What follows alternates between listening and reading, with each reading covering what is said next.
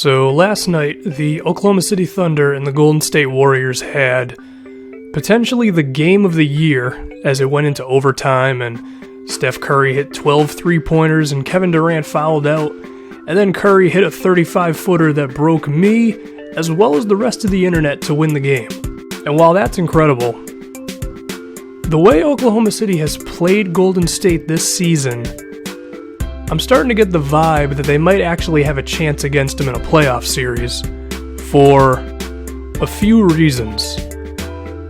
And I think the first one is what they do defensively against Golden State, which is they switch everything. I mean, every single pick and roll, every off-ball screen. Of course, if all it took to beat Golden State was switching on every pick and roll, they wouldn't be on the road to having the best record in NBA history, but I think that's the first step towards just forcing them to go to their plan B, because if you allow the Steph Curry and Draymond Green pick and roll to just kind of flow the way they want it to, and you trap Steph and then he has to pass the ball off to Draymond, you're pretty much dead, because now Draymond has all the room in the world to do whatever he wants, whether that's drive inside or kick out to Klay Thompson or Iggy or Harrison Barnes.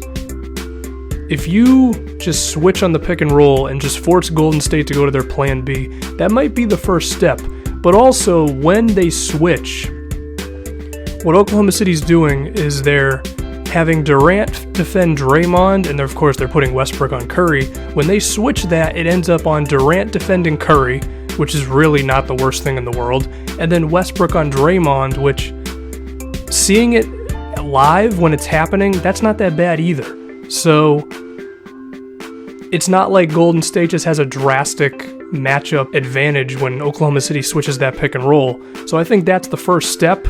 Now, of course, Golden State can take advantage of this, because the second that Dion Waiters or Kyle Singler or Enes Kanter enters the game, well, Golden State's a very smart and talented team, so they could take advantage of that, but it's the first step, in my opinion.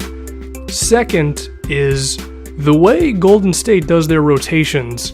They're actually pretty vulnerable at the start of the second quarter and the start of the fourth quarter, because what Steve Kerr does is he has Draymond as well as Steph play the entire first and third quarters, but then they sit to begin the next one. So it's like, you can take advantage of that, and Oklahoma City does that because now Billy Donovan's using a new rotation, which has Kevin Durant sitting about halfway through the first, and that means he's fresh to go at the start of the second, so it's Durant against Golden State's second unit.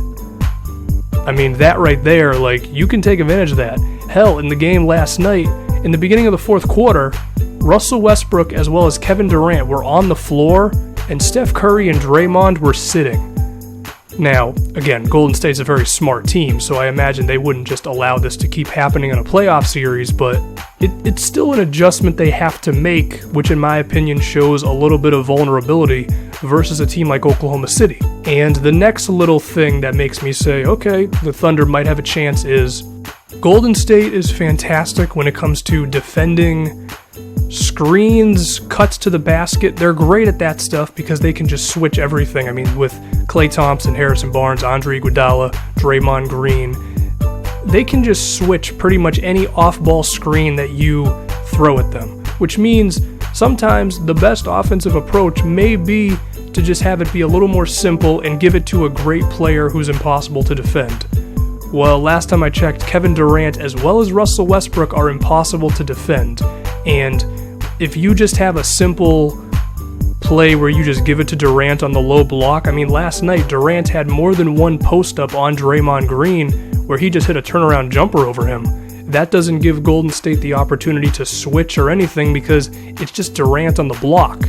So I think that sort of offense, it's simple, and in theory you'd be like, well, no, I would want a more complex offense, but when you have two guys like Kevin Durant and Russell Westbrook who are impossible to defend, that's possibly better against Golden State than anything San Antonio can do, as great as Kawhi Leonard and LaMarcus Aldridge and Greg Popovich are. If you have Kevin Durant and Russell Westbrook, you have Kevin Durant and Russell Westbrook. Now, I do have to mention that I questioned Billy Donovan's execution down the stretch because, last night, there was a moment where Golden State was in a full-court press, and it was obvious that Kevin Durant was having some difficulty getting the ball up court. Perfect opportunity for Donovan to call a timeout. Doesn't do it, just lets the play keep going. That can't happen. And also, Oklahoma City still gets into the knack of just going super isolation in the last 3 or 4 minutes of a game. Now, I said that having a more simple offense might be better for them, but there's a difference between simple and just standing there from 22 feet, okay? Get the ball to Durant on the low block. Run a pick and roll with Westbrook and Durant. These are simple plays that could work for them. Simply giving the ball to one of these two guys from 25 feet out, that's not going to beat Golden State. Now, of course, given Andre Robertson's lack of a jump shot, that's the sort of thing that could kill you against Golden State because, I remember when the Warriors were facing the Grizzlies in the playoffs, I think last season, they had Andrew Bogut matched up on Tony Allen, which essentially made it a 5-on-4 game, and I think Oklahoma City might be in for the same thing if they don't have Anthony Morrow in there, but on the flip side, Morrow is not much of a defender, neither is Randy Foye, which is why, again, I really wanted Oklahoma City to try to get a two-way shooting guard, and apparently they could have with Courtney Lee at the trade deadline, but they did not. But anyway, I do think Oklahoma City might have the best chance against Golden State, just because, like I said before, two players who are impossible to guard, don't require you to have too much of a complex offense, which doesn't allow Golden State to just switch every single screen and then give you not much time left on the shot clock to work with. I also think the fact that Oklahoma City switches on everything, it forces Golden State to go to their plan B. Again, the Warriors are a very smart and talented team, so it's not like switching is going to be the only thing, but I do think Oklahoma City has some sort of a foundation that could give the Warriors some problems.